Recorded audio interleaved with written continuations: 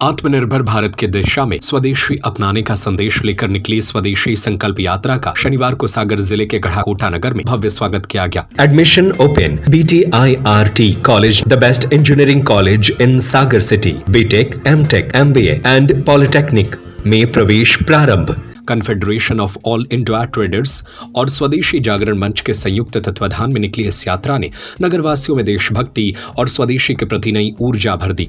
Bus stand पर नगर पालिका अध्यक्ष प्रतिनिधि मनोज तिवारी के नेतृत्व में पार्षदों और नागरिकों ने पुष्प वर्षा कर स्वदेशी रथ यात्रा का अभिनंदन किया। इसके पश्चात यात्रा सरस्वती शिशु मंदिर स्कूल पहुंची, जहां आयोजित कार्यक्रम में मुख्य अतिथि पूर्व मंत्री एवं विधायक गोपाल भार्गव शामिल हुए। उन्होंने भगवा झंडी दिखाकर स्वदेशी संकल्प यात्रा को रवाना किया। कार्यक्रम को संबोधित करते हुए पूर्व मंत्री गोपाल भार्गव ने कहा कि स्वदेशी प्रणाली ही देश की अर्थव्यवस्था को सशक्त बना सकती है। स्वदेशी अपनाना केवल एक आर्थिक निर्णय नहीं, बल्कि यह राष्ट्रहित, आत्मनिर्भरता और हमारी सांस्कृतिक चेतना से जुड़ा विषय है। उन्होंने कहा कि जब हम स्वदेशी उत्पादों का उपयोग करते हैं तो स्थानीय उद्योगों को बढ़ावा मिलता है, रोजगार के अवसर सृजित होते हैं और देश का धन देश में ही रहता है। इस अवसर पर स्वदेशी का संदेश केवल भाषणों तक सीमित नहीं रहा, बल्कि नागरिकों और विद्यार्थियों ने इसे अपने जीवन में अपनाने का संकल्प भी लिया। कार्यक्रम के दौरान स्थानीय व्यापारी बंधुओं, कैट पदाधिकारियों एवं विद्यालय के छात्र छात्राओं ने अधिकाधिक स्वदेशी उत्पादों के उपयोग की शपथ ली। कैट जिलाध्यक्ष सुरेंद्र जैन मालथौन और संभागीय अध्यक्ष निकेश गुप्ता ने नागरिकों से अपील की कि बाजार जाएं तो स्वदेशी सामान ही खरीदें और स्वदेशी अपनाओ, राष्ट्र को समृद्ध बनाओ जैसे नारों से माहौल को जोश से भर दिया।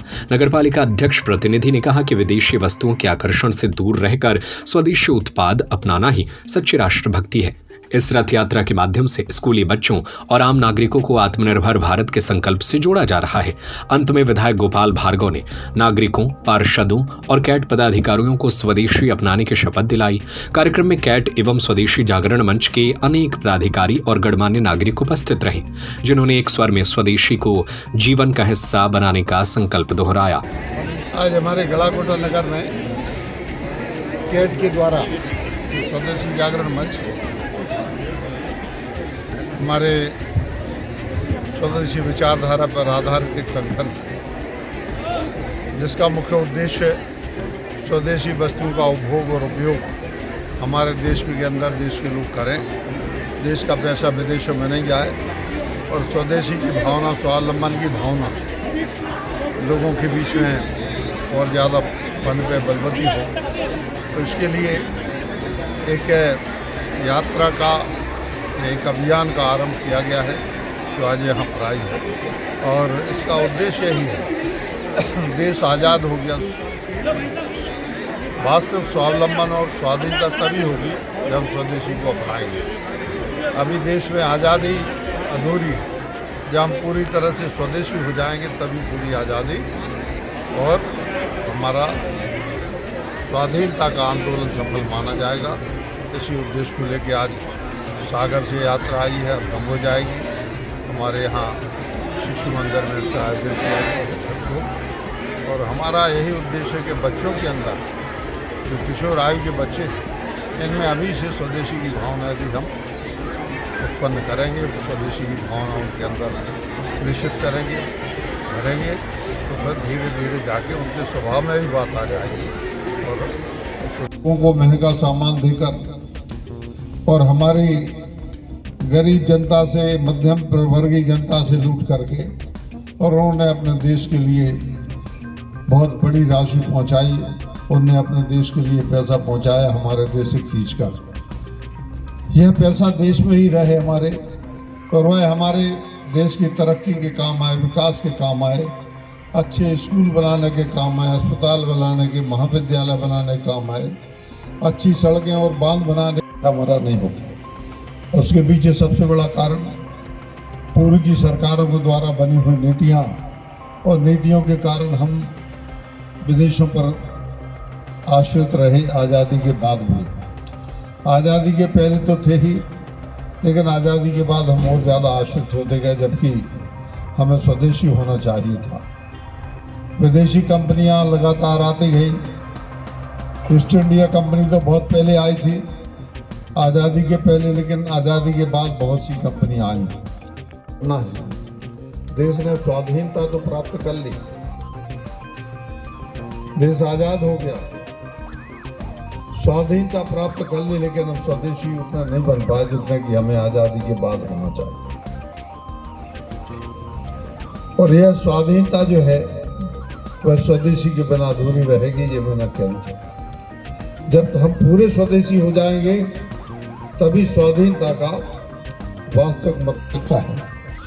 आज हम जो कुछ भी अपने उपयोग का सामान लेते हैं उसमें हम ये नहीं देखते कि वास्तव में यह किस कंपनी का है, कहाँ का बना हुआ है। और यहाँ बिकेगा जरूर, लेकिन इसका कंपनी का ब्रांड जो है, यह कंपनी का जो मालिकी जो है, जिसको अपन कहते हैं स्वामित्व, वह तो कहीं अमेरिका की है, कहीं वह तुर्की की है, कहीं इटली की है, कहीं चाइना की है, कहीं और दूसरे देशों की है।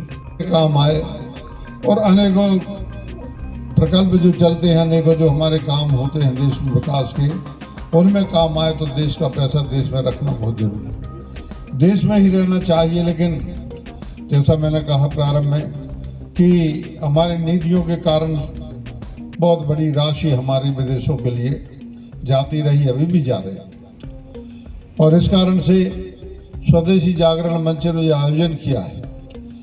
हमारी जो पितृ संस्था है राष्ट्रीय स्वयंसेवक संघ, उसने जो आयोजन किया है, तो यह ऐसे ही नहीं है कि कर्मकांड है, सब स्वदेशी हो जाएंगे।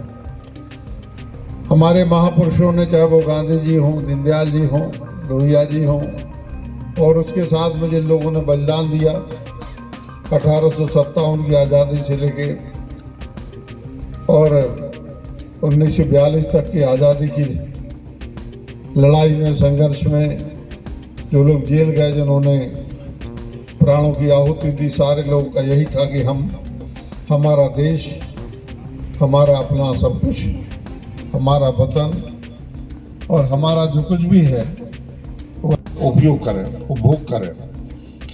मसलन उदाहरण के स्वरूप आप सब लोग देखते होंगे, जूते हम अपने गांव में ही बना सकते हैं, कोई हमें विदेश से लाने की या कहीं किसी ब्रांडेड कंपनी के लाने की जरूरत नहीं। कपड़े हम अपने देश में ही बनाते, बन रहे हैं। उपयोग का सामान उनके लिए कॉपीराइट के आधार पर विदेशों में मिल जाती है, चली जाती है, जबकि वह चीज अपने ही देश में बन सकती थी। हमारे विचारक जो हैं पंडित दीनदयाल उपाध्याय जी, डॉक्टर श्याम प्रसाद मुखर्जी, समाजवादी विचारक डॉक्टर राम मनोहर लोहिया, और उन्होंने चौखंबा राज्य की कल्पना की थी।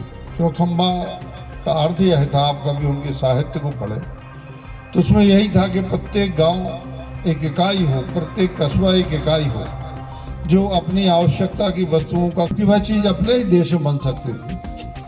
हमारे विचारक जो हैं पंडित दीनदयाल उपाध्याय जी, डॉक्टर श्याम प्रसाद मुखर्जी, समाजवादी विचारक डॉक्टर राम मनोहर लोहिया, और उन्होंने चौखंबा राज्य की कल्पना की थी।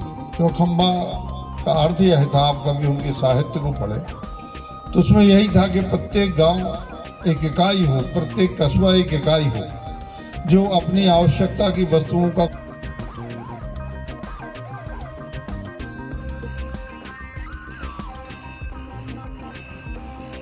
रवि सोनी की report. Admission open. BTIRT College, the best engineering college in Sagar City. BTech, MTech, MBA and Polytechnic में प्रवेश प्रारंभ.